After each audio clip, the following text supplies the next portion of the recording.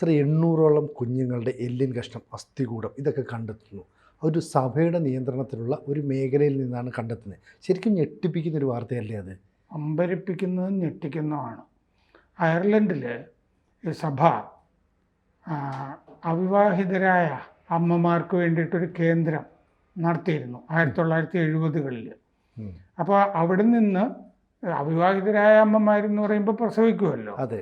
അപ്പോൾ ഏതാണ്ട് ഈ 800ഓളം കുട്ടികൾ മരിച്ചതായിട്ട് അവിടെ തന്നെ ഒരു ശരിക്ക് ഇൻവെസ്റ്റിഗേറ്റീവ് റിപ്പോർട്ടേഴ്സ് എന്നൊക്കെ പറയില്ലേ, ആ രീതിയിൽ അതൊന്നും അല്ലാത്തൊരു സാധാരണക്കാരി ആയ വീട്ടമ്മ അവിടെ അവർ ഈ രേഖകളൊക്കെ പരിശോധിച്ചിട്ട് 800ഓളം കുട്ടികൾ ഈ അവിടെ ജനിക്കുകയും ഇല്ലാതാവുകയും ചെയ്തു എന്ന് കണ്ടെത്തിയിട്ടുണ്ട്. പക്ഷെ ഇവരടക്കിയതായിട്ട്, സാധാരണ പള്ളിയിലാണല്ലോ അടക്കുക, പേരൊക്കെ ഉണ്ടാവുമല്ലോ രജിസ്റ്ററിൽ, അപ്പോൾ അടക്കിയതിൻ്റെ രേഖകളില്ല. അതാണ് ഇതിൻ്റെ അകത്ത്. എന്നിട്ട് അവർ ലോക്കലായിട്ടുള്ള ഒരു പത്രത്തിൽ ഇത് ലേഖനമൊക്കെ എഴുതുകയും പിന്നീട് അത് വലിയ പത്രങ്ങൾ ഏറ്റെടുക്കുകയും ഒക്കെ ചെയ്തിട്ട് ഈ ധർമ്മസ്ഥലയിൽ ഇപ്പോൾ കുഴിക്കുന്നില്ലേ എന്ന് പറയുന്നത് പോലെ ഇപ്പോൾ അയർലൻഡിൽ ആ സ്ഥാപനം ഇരുന്ന സ്ഥലത്ത് ഒരു സെപ്റ്റിക് ടാങ്കിലാണ് ഈ കുഞ്ഞുങ്ങളെ 800ഓളം കുഞ്ഞുങ്ങളെ അടക്കം ചെയ്തതായിട്ട് കണ്ടെത്തിയിരിക്കുന്നത്. അപ്പോൾ അതുകൊണ്ട് അവിടെ ഇപ്പോൾ ഫൊറൻസിക് പരിശോധനകൾ നടന്നു വരികയാണ്.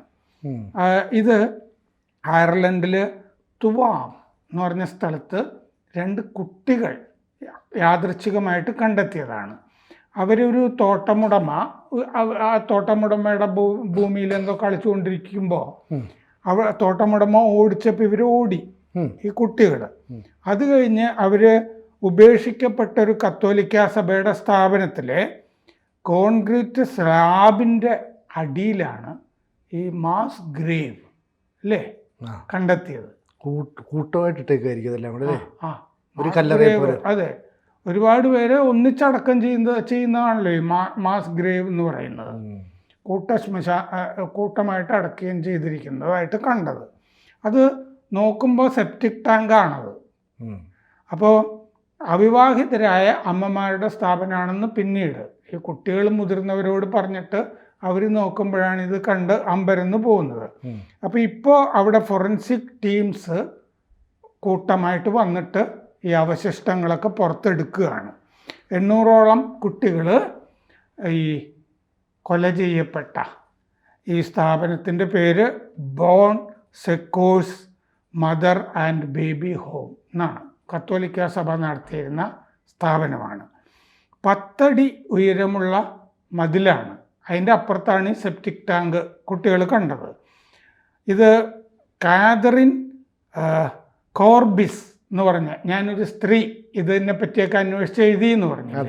കാതറിൻ കോർബിസ് എന്ന് പറഞ്ഞ ആ നാട്ടുകാരിയായ സ്ത്രീ തന്നെയാണ് കൂടുതൽ കാര്യങ്ങൾ അന്വേഷിച്ചത്. വീട്ടമ്മ 796 കുട്ടികൾ മരിച്ചത് ആ സ്ഥാപനത്തിൽ മരിച്ചതായിട്ട് രേഖയുണ്ട്. പക്ഷേ ഇവരെ പള്ളിയിൽ സെമിത്തേരിയിൽ അടക്കിയതായിട്ട് രേഖയില്ല, സെമിത്തേരികളിൽ രേഖയില്ല. അപ്പോൾ അനാഥരെപ്പറ്റി ഒരു നല്ല കഥ എന്ന് വിചാരിച്ചിട്ടൊക്കെ തുടങ്ങിയതാണ്, ഒരു സ്ഥാപനം നടന്നതാണല്ലോ. അപ്പോൾ അത് അന്വേഷിച്ച് വന്നപ്പോഴാണ് ഈ 792 കുട്ടികൾ മരിച്ചത് ഇവർ കണ്ടെത്തിയത്. 1925 മുതൽ 1961 വരെ കത്തോലിക്ക ഈ കന്യാസ്ത്രീകൾ നടത്തിയിരുന്ന സ്ഥാപനമാണിത്, അവിവാഹിതരായ അമ്മമാർക്ക് വേണ്ടി. അപ്പോൾ പക്ഷേ ഈ സ്ഥാപനത്തിന് അയർലൻഡ് രാജ്യം, ഭരണകൂടം, സർക്കാർ ഫണ്ട് കൊടുത്തിരുന്നു. അപ്പോൾ ഉത്തരവാദിത്വം ഉണ്ടല്ലോ, സർക്കാരിനും അന്വേഷിക്കാൻ ഉത്തരവാദിത്വം ഉണ്ടല്ലോ. കുടുംബങ്ങൾ, ഇടവകകൾ, ചില കുടുംബങ്ങൾ അവരുടെ അന്തസ്സിന്, ഒരു അവിവാഹിത വീട്ടിൽ ഗർഭിണിയായാലും അന്തസ്സിന് നിരക്കില്ലല്ലോ, തറവാടിന് നിരക്കില്ലല്ലോ, അതുകൊണ്ട് മാറ്റി പാർപ്പിക്കുന്നു. അതുപോലെ ചില ഇടവകകൾ അയച്ച സ്ത്രീകളും യുവതികളും അവിടെ പ്രസവിച്ചിട്ടുണ്ട്. അപ്പോൾ ഈ അധാർമികത മൂടിവെച്ച, അതാണ് ആ മൂടിവെച്ച അധാർമികത, അതാണിപ്പോൾ പുറത്തു വരുന്നത്. അപ്പോൾ ഈ അടുക്കളയിലും മറ്റേണിറ്റി വാർഡിലും മാത്രമേ ഈ സ്ഥാപനത്തിൻ്റെ അകത്ത് വെള്ളമുണ്ടായിരുന്നു എന്ന് പരിശോധനയിൽ കണ്ടെത്തിയിട്ടുണ്ട്. അപ്പോൾ ഡോർമിറ്ററികളിലൊന്നും ഹീറ്ററൊന്നും ഉണ്ടായിരുന്നില്ല. തണുപ്പുള്ള സ്ഥലമല്ലേ രാജ്യം. ഡോർമിറ്ററികളിലൊന്നും. അപ്പോൾ വിറച്ചു ആയിരിക്കണം ഈ അവിവാഹിതരായ അമ്മമാർ ഗർഭിണികൾ ചെന്നപ്പോഴൊക്കെ കിടന്നത്. പ്രസവിച്ചിട്ട് കുറച്ച് കഴിയുമ്പോൾ അവർ പോകുമല്ലോ, അങ്ങനെ കിടന്നത്. പിന്നെ ഓവർ ക്രൗഡഡ് ആയിരുന്നു എന്ന് പറഞ്ഞാൽ ഉൾക്കൊള്ളാൻ പറ്റുന്നതിലധികം ആളുകൾ അവിടെ ഉണ്ടായിരുന്നു. പിന്നെ ബാലമരണം ധാരാളം അവിടെ ഉണ്ടായി. അപ്പോൾ അതിനു മുമ്പ് ഈ ജനിച്ചവരിൽ 1/3 കൊല്ലപ്പെട്ടതായിട്ട് കണ്ടെത്തിയിട്ടുണ്ട്. അപ്പോൾ ആദ്യ ജന്മദിനം കൊണ്ടാടുന്നതിന് മുമ്പ് തന്നെ 40% കുഞ്ഞുങ്ങളും മരിക്കുകയോ കൊല്ലപ്പെടുകയോ ഒക്കെ ചെയ്തിട്ടുണ്ട് അവിടെ. അപ്പോൾ അമ്മമാർ ഈ അവിവാഹിതരായിട്ട് പ്രസവിക്കുമല്ലോ, അവരവിടെ ശമ്പളമില്ലാതെ 1 വർഷം സേവനം ചെയ്യണം എന്ന വ്യവസ്ഥ ഉണ്ടായിരുന്നു. അങ്ങനെ 1 വർഷം ശമ്പളമില്ലാതെ ജോലി ചെയ്ത് ഇതൊക്കെ ചൂഷണമാണല്ലോ ഇതിൻ്റെ അകത്ത്.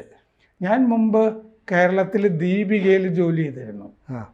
ഞാൻ ആദ്യം ജോലി ചെയ്തത് അവിടെ MAയുടെ റിസൾട്ട് വരുന്നതിന് മുമ്പേ. ഞാൻ അവിടെ അപ്പോൾ നമ്മുടെ ഇന്ന് SSLC book, mark list, certificate ഇതൊക്കെ മേടിച്ച് വെച്ചിരുന്നു. അപ്പോൾ നമ്മൾ അവിടെ ഒരു ബോണ്ടിൽ നമ്മൾ ഒപ്പിട്ട് കൊടുക്കണം. എന്താണെന്നറിയാമോ?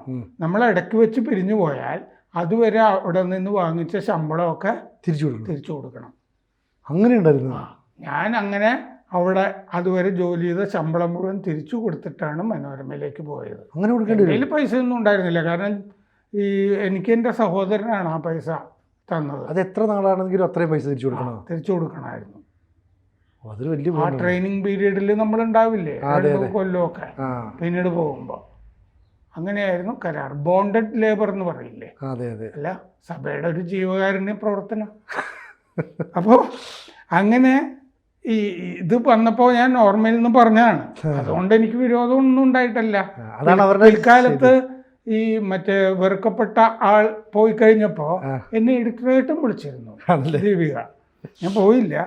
അപ്പോൾ അമ്മമാർ ശമ്പളം ഇല്ലാതെ അവിടെ 1 വർഷം, കുട്ടികളെ കാണാതെ പിന്നെ അവർ മടങ്ങുകയാണ്. ഈ കുട്ടികളുടെ അച്ഛൻ എന്ന് വിളിക്കുന്ന കാമുകന്മാരോ ഇല്ലേ, ബന്ധുക്കളോ സ്വന്തം കുടുംബത്തിലെ ആരെങ്കിലുമൊക്കെ ആയിരിക്കും. അപ്പോൾ അവരെ പറ്റിയൊന്നും അവർക്കൊന്നും സംഭവിച്ചില്ല. ഈ ഗർഭം ഉണ്ടാക്കിയ ആണുങ്ങളുണ്ടല്ലോ, അവരെയൊന്നും ആരും അന്വേഷിച്ചില്ല, സംഭവിച്ചില്ല. അപ്പോൾ അന്ന കോറിഗൻ, ഈ സംഭവമൊക്കെ അറിഞ്ഞപ്പോൾ അന്ന കോറിഗൻ എന്ന് പറഞ്ഞിട്ടൊരു സ്ത്രീ രംഗത്ത് വന്നു. അവർ സ്വന്തം കുടുംബത്തിലെ ഒരു കഥ അവർ പറഞ്ഞു. അപ്പോൾ അവർ ആ കുടുംബത്തിലെ ഏക കുട്ടി ആയിരുന്നു. അപ്പോൾ അമ്മാവൻ ഈ മറ്റേ അവിഹിത ഗർഭം കുടുംബത്തിലുണ്ടായപ്പോൾ രോഷത്തോടെ പെരുമാറിയതാണ്. ഇവർ ഇപ്പം അന്ന കോർഗൻ എന്ന് പറഞ്ഞ് രംഗത്ത് വന്ന സ്ത്രീയുടെ അമ്മ, അവർക്ക് 2 ആൺകുട്ടികളുണ്ടായിരുന്നു. ഇന്ന് അമ്മാവനൊരിക്കൽ ദേഷ്യം വന്നപ്പോൾ പറയുന്നത് കേട്ടു, നിൻ്റെ അമ്മ അത്ര ഗുണമൊന്നുമുള്ള ആളല്ലായിരുന്നു, 2 ആൺകുട്ടികൾക്ക് അവരെ കല്യാണം കഴിക്കാത്തപ്പോൾ തന്നെ ഗർഭം ഉണ്ടായതാണ്, നീയും ആ പാതയിലാണോ? ഈ അമ്മാവൻ ദേഷ്യം വന്നപ്പോൾ ചോദിച്ചു എന്ന് അവർ പറയുന്നുണ്ട്. അപ്പോൾ അമ്മ ബ്രിജറ്റ്, ഇവരുടെ അമ്മ ബ്രിജറ്റ് ഡോളൻ ഈ തുവാമിലെ ഈ അവിവാഹിത അമ്മമാരുടെ സ്ഥാപനത്തിൽ ഈ 2 ആൺകുട്ടികളെ പ്രസവിച്ചു എന്ന് അവർ വന്ന്, എനിക്ക് അവരെ കാണണം, ആ കുട്ടികൾ എവിടെ എന്നിപ്പോൾ അവർ വന്ന് ചോദിക്കുന്നുണ്ട്, കുറ്റസമ്മതം നടത്തുന്നു ചോദിക്കുന്നുണ്ട്.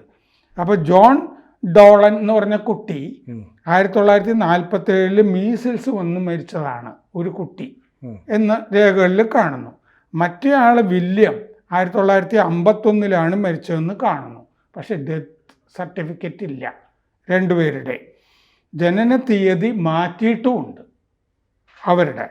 അപ്പോൾ അത് ജനന തീയതി എന്തിനാണ് മാറ്റിയത് എന്ന് വെച്ചാൽ, അനധികൃതമായ ദത്തെടുക്കലുണ്ടല്ലോ, വേറെ ആളുകൾക്ക് കാശ് മേടിച്ചിട്ട് കുട്ടികളെ കൈമാറുമല്ലോ, അനധികൃതമായ ദത്തെടുക്കലിന് വേണ്ടിയിട്ട് തീയതി മാറ്റിയതാണ് എന്ന് കണ്ടെത്തിയിട്ടുണ്ട്.